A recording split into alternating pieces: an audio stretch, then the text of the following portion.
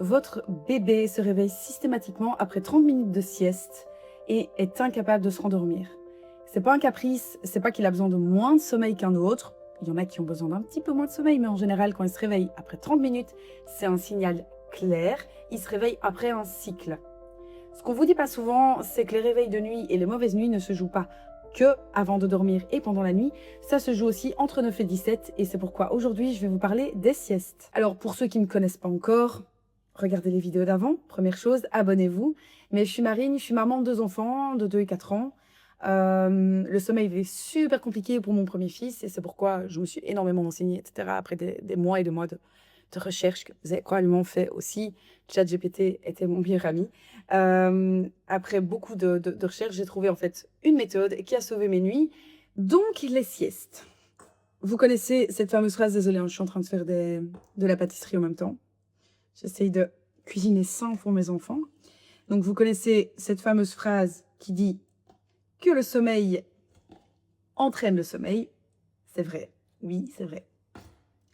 Plus votre bébé dormira bien la journée, plus il dormira bien la nuit.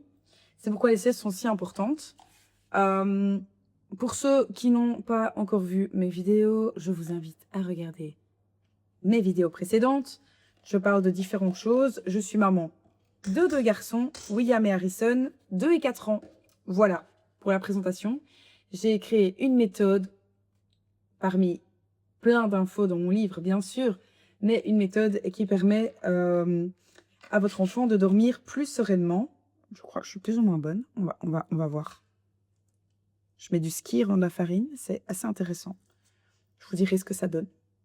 Pas persuadée du truc, mais on verra. Dites-moi en commentaire si vous avez déjà essayé. Ça s'appelle un monkey bread. Très américain, cette histoire. Donc, je disais donc les siestes. C'est super important, vraiment hyper important. Il y a 3 siestes en général sur la journée. Alors au début, on va parler de 3 siestes, bien sûr. Vous vous doutez, il y en a 2 à partir d'un certain âge, ça dépend des enfants. Et une à partir en général de 18 mois, parfois un peu plus tôt, ça dépend. Donc, concrètement, la sieste du matin, c'est là que vous allez avoir le plus de chances pour faire de l'apprentissage au niveau de la méthode. Et lui apprendre à finalement retrouver le sommeil tout seul.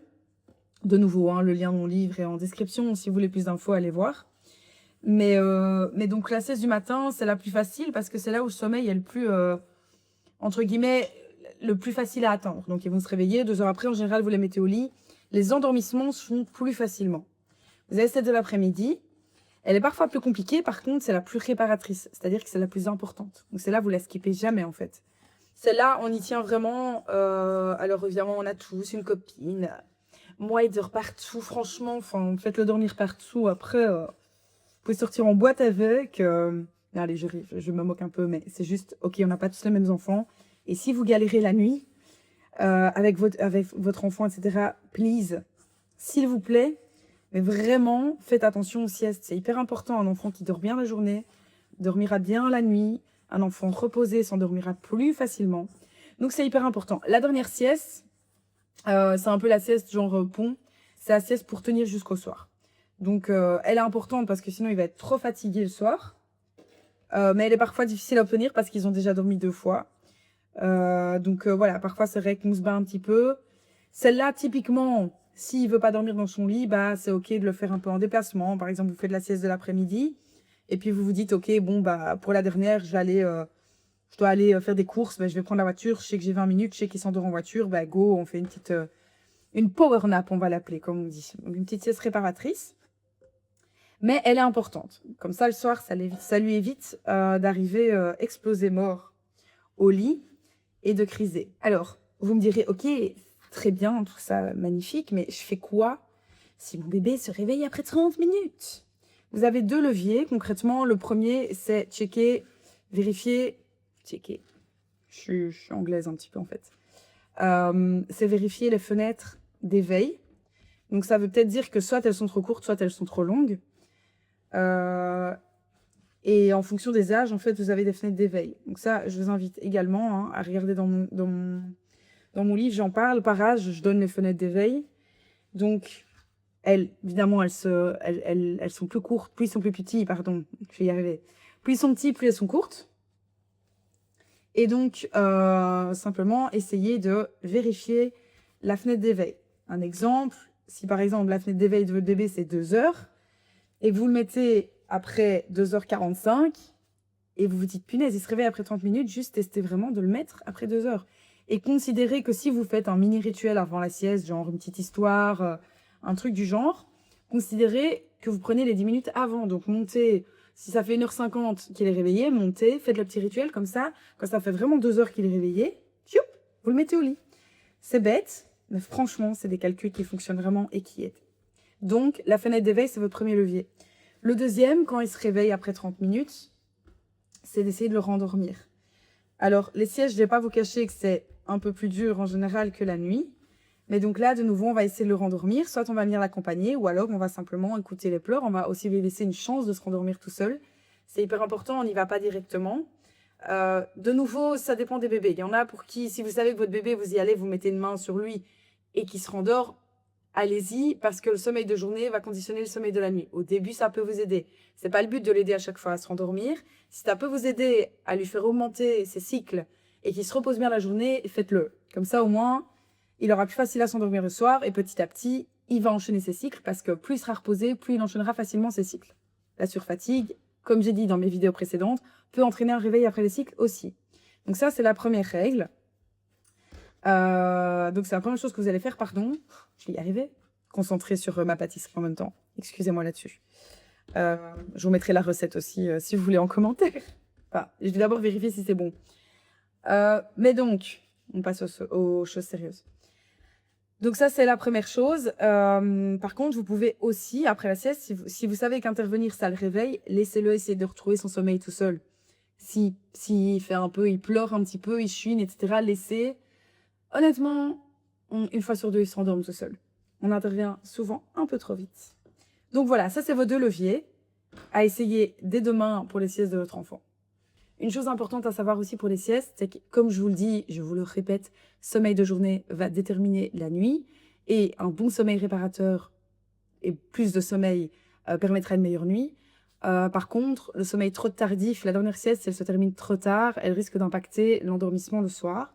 Donc ça, c'est un point important quand même pour ceux qui ont encore une dernière sieste ou la sieste de l'après-midi, enfin, de toute façon, la dernière qu'on garde. Évitez qu'elle dépasse, on va dire, 17h30 parce que simplement, ça risque d'impacter l'endormissement. Donc ça, c'est un point important aussi. Pour terminer, quelques petits conseils, si jamais il y a des ratés pendant la journée. Si la sieste est trop courte, vous avancez la fenêtre d'éveil avant la prochaine sieste de 25 minutes, 25 à 30 minutes. Donc si le temps d'éveil est de 2 heures, normalement, là, vous prenez 1h30 et vous le mettez déjà au lit. On va éviter la surfatigue. Idem, si c'était la dernière sieste qui est ratée, on avance le coucher du soir. Si une sieste a été complètement sautée et que vous n'arrivez pas à le mettre, simplement il ne veut pas s'endormir, ça arrive, il résiste. Faites en portage, en voiture, ce qui fonctionne pour lui, en poussette, là où vous êtes sûr qu'il va s'endormir. Vaut mieux une sieste imparfaite que pas de sieste du tout. Si par contre toute la journée est ratée et on sait que ça arrive, souvent les journées où ils doivent vraiment faire une sieste, ils décident de pas du tout en faire, avancez l'heure de coucher. Sachez que l'heure de coucher, vous pouvez aller jusqu'à du 18h facile. Moi, ça m'est même arrivé un moment, quand mon fils allait à la crèche, il était crevé. Je rentrais, il buvait son bibi, il allait au lit à 17h30, il dormait. Ça veut pas dire un réveil à 5h du mat. Je n'ai jamais eu le réveil à 5h du matin quand il allait dormir à 17h30. Il se réveille en général, alors oui, il va pas se réveiller à 8, bien qu'il y en a qui le font, mais en général, il se réveille vers 6h30, 7h, 7h30. Donc le réveil habituel, ça va pas changer. Il va juste récupérer tout le sommeil qu'il a pas eu pendant la journée d'avant. Ça va éviter l'effet boule de neige sur la journée d'après. Donc ça, c'est vraiment vos 3 clés pour des moments ratés dans la journée. Ok ? Donc ça, c'est vraiment vos 3 clés pour les siestes ratées dans la journée. On résume concrètement, il y a 3 siestes dans la journée, ou 2 ou 1. Mais on va partir sur les 3 pour ceux qui en ont encore 3. Pour ceux qui en ont 3, la première, c'est en général celle du matin. Donc en général, ça c'est les bébés qui ont moins d'1 an. Elle est super facile, je ne sais pas dire, mais le bébé s'endort beaucoup plus facilement. C'est le moment où vous pouvez vraiment aller dans l'apprentissage. Essayer de le laisser se rendormir, etc. Le sommeil est en général plus facile à récupérer, donc c'est le bon moment. Celle de l'après-midi, parfois un peu plus compliquée, mais super importante, c'est la plus réparatrice. Donc celle-là, on la garde. De toute façon, ça, vous la gardez jusqu'à ce qu'il fasse des siestes. La dernière sieste qui restera, c'est celle de l'après-midi. Hyper importante. On la garde, on essaye, même si pas possible, tant pis. S'il veut pas dormir, on la fait en portage, etc. Mais celle-là, elle est hyper importante. La dernière, elle permet de récupérer power nap avant d'aller dormir, de tenir jusqu'au soir et d'éviter d'arriver crevé. C'est super important. Si vous voulez plus de conseils, abonnez-vous. Je vais faire des vidéos régulièrement sur le sommeil des enfants, sur tous les sujets et surtout par rapport aux questions qu'on me pose aussi, parce que des questions parfois m'interpellent et j'ai envie d'y répondre en vidéo. N'hésitez pas à commenter, c'est hyper important. N'hésitez pas à me donner des retours aussi sur les méthodes que vous essayez, etc. C'est super chouette pour moi. Et je vous dis à très vite.